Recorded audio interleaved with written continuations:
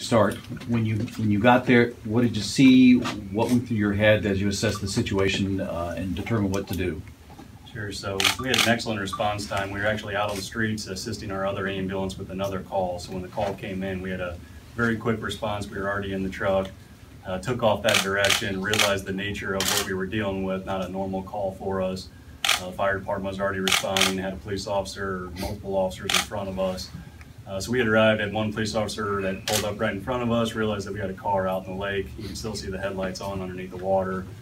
5:30 in the morning, still dark out. So we were able to make a quick assessment. There was a bystander on scene that had witnessed the accident and called 911. And from that information, that person had not seen anybody exit the vehicle. And from what we could see from the dock, all the windows and doors appeared to be intact. So with that information, the bystander's information, we realized that we need to make a better assessment of the vehicle, determine whether or not somebody was in there or not. So at that time, Ty was still in the ambulance coordinating the effort on the radio with other responders and trying to get some lighting on the scene. I had beelined over to the dock, and there was me and another police officer from Highland that were making that determination as to who was going to go. I just happened to be the quickest. Said, I'll go. I took my shirt and my sweatshirt off, took off my boots and socks, and pretty well just jumped in with my pants. The area that I jumped into was only about 2 or 3 feet deep, but I made a determination I could swim faster than I could run out there. So swam about 75 feet and got on top of the roof of the vehicle, and I determined quickly that the driver's side window was not intact, so I was able to make an assessment through that window, sticking my head over the roof line. I made a quick sweep of the front passenger and front driver's seat and determined that there was no one sitting in those, but I took my arm and swept around in the water to make sure no one was down underneath the dash area. After I made that assessment, I made a peek towards the back of the SUV and noticed that there was a car seat right behind the driver's seat. And in that car seat, from what I could tell, nobody was sitting in it. But again, I made a quick sweep with my hand to make sure there was nothing in there. And then what I wanted to do was get that back door open behind the driver's seat to the passenger compartment to make a better assessment of the back of that vehicle, but I was unable to. It was locked, the window was still intact, and I had no way of breaking that window with me. So I ended up sticking my head back one more time, making a quick assessment, and what I saw were in front of me, or I guess in between the second and third row of seats, looked like 2 feet and 2 hands. And at first I thought it was just a doll, a kid's toy of some sort. So I reached back as far as I could, and it was a pretty far reach for me. I was able to grab a foot and pulled across the water to me, and ended up finding out pretty quickly that, hey, this is an infant baby. So at that time I pulled him up on top of the roof of the vehicle, and at that time the baby had a tone to his arms and legs but was not breathing on his own. I started CPR, gave him a few breaths, and after a few breaths I noticed he started spitting up some water, rolled him on his side, allowed him to get some of that water out, continued with a couple more breaths. At that point, I was trying to make communication back to my partner and the 2 police officers on the dock as far as the response from the fire department, how long they were going to be yet, knowing that they were bringing a boat and personnel that could wear, cold water suits and that. And I think the response was that they hadn't even left the station yet. They were delayed by a train in getting their equipment and manpower out there. So I think the exact words were, "You got to be kidding me," because the last thing that I wanted to do was go back into that water, because being up on top of the roof felt pretty good as far as temperature wise. So after making a quick determination that I was now getting myself into trouble and that I was freezing and would have to make a quick decision whether or not to stay or to go, I determined that for the best for the baby and for myself that we needed to go. So at that point I dove back into the water, did some swimming, I guess more or less on my back while holding the baby above the water. And I swam for maybe 10 or 15 feet before I was able to touch the ground, and at that point I was able to touch ground and I was able to run the rest of the way through the water.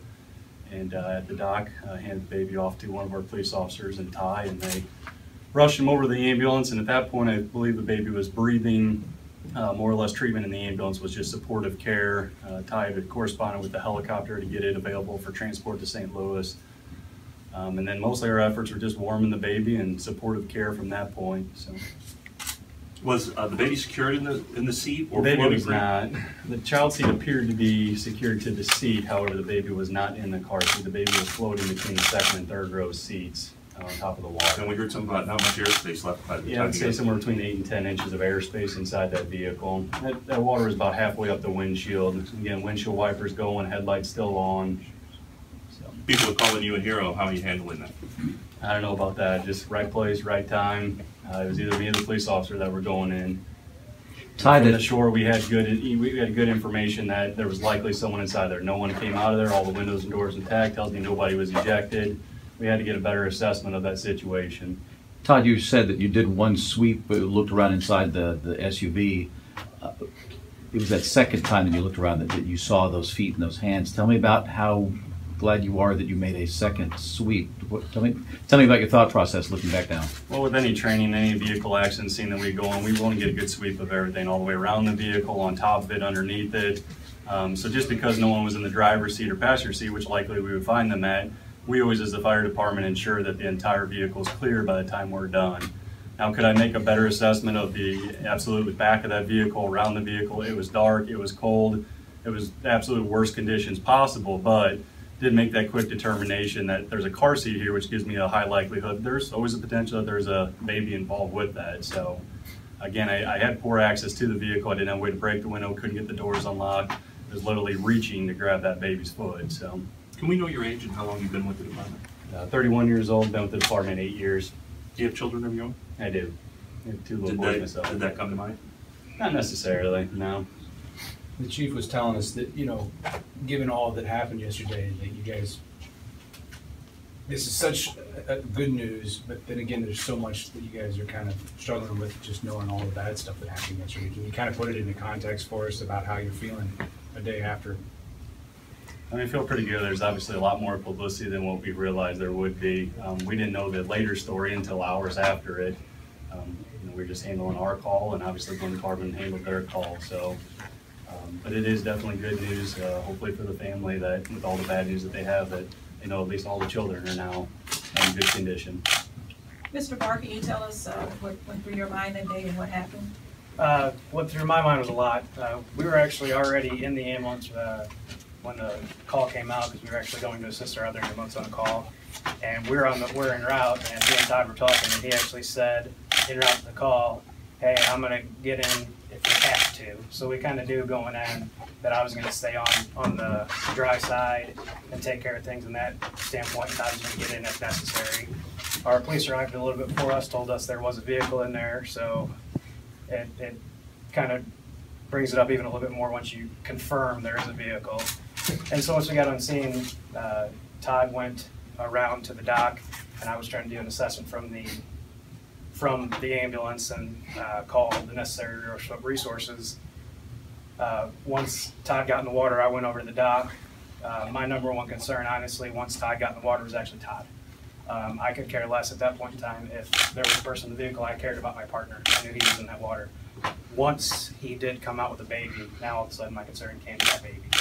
And I saw Todd doing chest compressions, and I knew, I could tell that Todd was already starting to struggle just because of the distance, the swim, the situation, everything going on, the cold. It was probably actually warmer in the water than it was in the air.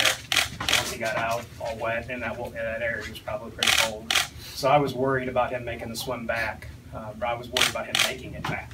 I didn't want him to come off that vehicle until we had the right personnel on there, because I knew he was safe on that vehicle. Once he came back and started walking, I'm like, all right, he can make it back, we're good.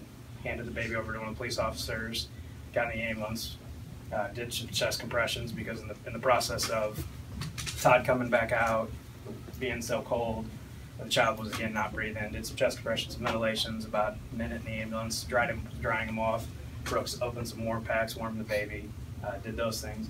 At the same time, I was also trying to give Todd blankets and warm packs to make sure that he was staying warm. So it was just, I was doing everything I was trained to do. Every scenario that I've ever gone through training and all that, that's what we train to do. That's why we train, so that when the situation arises that we have to act, we can act at second nature and just do our jobs without question. And we have a positive outcome in this situation. You know, it's a gloomy day, but a positive outcome in for this child. Do you have children? I do not have any children. I have a lot of nieces and nephews with no children. So knowing the situation that you drove up and you saw when you first got there, to the fact that that child is supposed to be released from the hospital today, what do you think about that sort of outcome based on what you saw when you first got there? Unbelievable, miracle. I mean, those are the two words that can come to mind, because it took a lot to align for it to be the perfect situation of we were already in the ambulance on the street. So we were already, that's 2 or 3 minutes right there, just in the process of getting dressed and getting in the ambulance. 2 or 3 minutes in that situation that directly led to helping that child survive. So it just, everything, the stars were aligned for us to be in the situation to help that baby, and the stars were aligned for that baby for that situation. Obviously there were other things going on, but for that baby to survive the accident, there was a lot that kind of happened out of control that just put us in the right spot to do it. Chief, are these guys heroes? Absolutely. There's no question about it. So Todd, when you got home? Yeah. Oh, Go ahead. You Todd, said yesterday that when people had heard that somebody had saved a baby from the lake, they thought. That was kind of the word across. You looked at social media, you look at all the commentary being made by people in town, and the comment after they found out who it was, yeah, I knew it had to be Todd. Todd, when you got home, you got kids at home? What went through your head when you saw your own kids after what you've been through? I think I was still kind of in shock myself. I was actually treated in the ER for hypothermia for about an hour and a half. I stayed there. So by the time I got home, I was just looking to more or less stay warmed up the rest of the day. So it was nice to hold my kids and play with my kids, but as far as mentally, I was just drained, I think. And plus, we were coming off a 24-hour shift, so that would be pretty normal for a normal shift anyways, to come home and want to relax. But it was definitely nice to see them and play with them. What time did your shift initially start?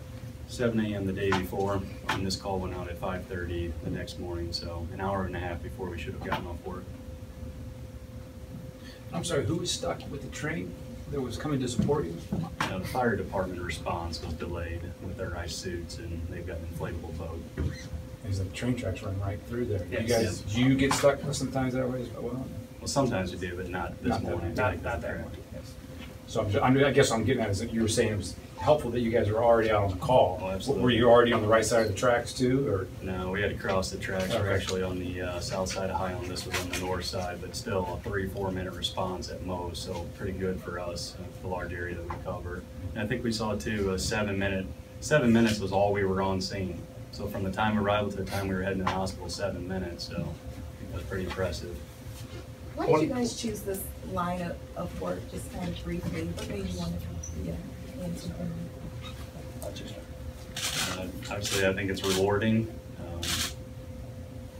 I got a military background. I think it's very similar to that. I like working with the guys that I work with, so.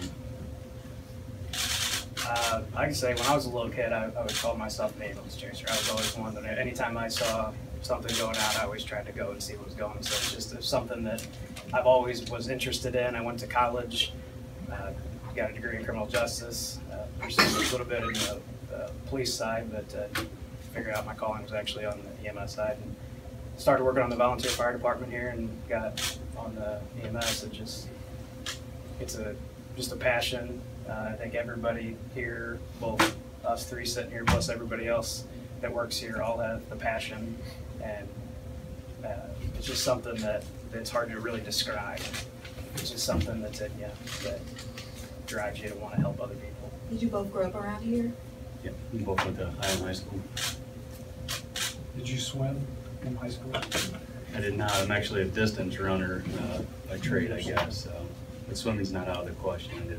I don't competitively do it. Ty, starting with you, I'd like both of you to kind of react to all this attention. How are you handling it?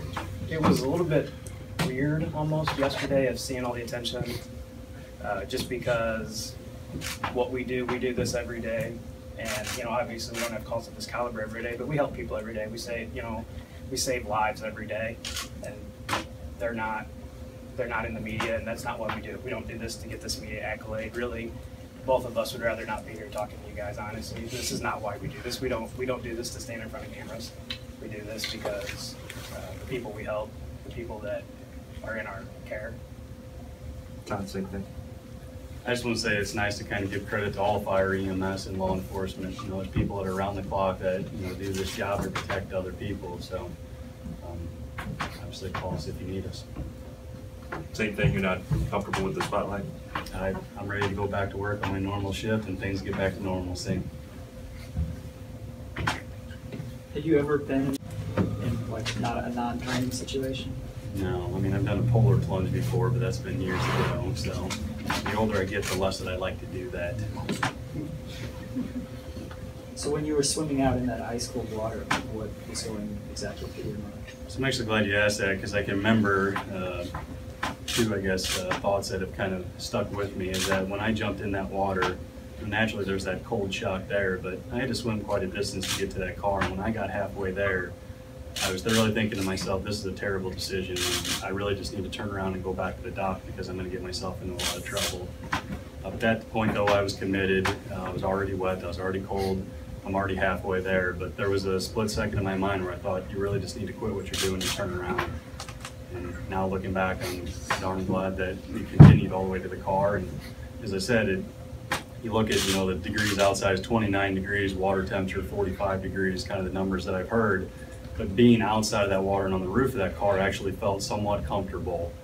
Being in the water was not comfortable at all. I mean, absolutely pain all over, muscles freezing up, not wanting to work. And so when I was doing CPR on top of the car and I was communicating with the guys at the dock, and they kept saying, just stay there, just stay there. And I thought, yeah, that actually sounds pretty good. I would like to just stay right here. But that wet option wasn't necessary. I mean, I had to get back to the dock. So I just knew it was a short 75 feet. I just got to get back to the dock, and then from there it's warm showers, warm ambulance. So And again, you're swimming and you're holding the baby out? yeah, Talk about and the trip back. The trip back, like I said, I was using more of like a backstroke and swimming with one arm and holding the baby with the other one above the water. And like I said, that was only a short period of time that I had to swim before I was able to stand up. I mean, total, I probably could have stood up the whole time. Just guessing 5 foot deep was what that water was around the car. I'm 6'1". But swimming was faster than running in that depth of water. So I didn't have to swim for very long on the way back. I chose to swim on the way out there because I knew it'd be faster. Sounds like you kind of psyched yourself up to get back to the shore. Yeah, it was definitely I have to do something. I can't stay here and it's 75 feet. Suck it up. Either from the caller or the witness on scene, did you all have any sense of how many people were in the car, or you just knew there was a car? I think we pretty well just knew that there was a car, so just expecting a driver, honestly. I mean, obviously one person has to be in there, and from the way the vehicle landed from where we were looking, and with the poor daylight, dark out, we were looking at the passenger side of the car, so windshield intact, all the windows intact on the passenger side. I have to believe that someone's in there. And plus two, headlights are still on. This thing just happened not that long ago. So we were expecting at least one, and potentially an adult patient. So Ty used the word miracle. Do you feel the same? Absolutely. Everything aligned perfectly. I mean, one little thing that would have went wrong may have been a totally different outcome. I don't know how much longer that baby could have, been floating on top of that water before he no longer would have been revived. I don't know. I don't know those answers, but there's a lot of things that really had to line up for this baby to have such a successful outcome.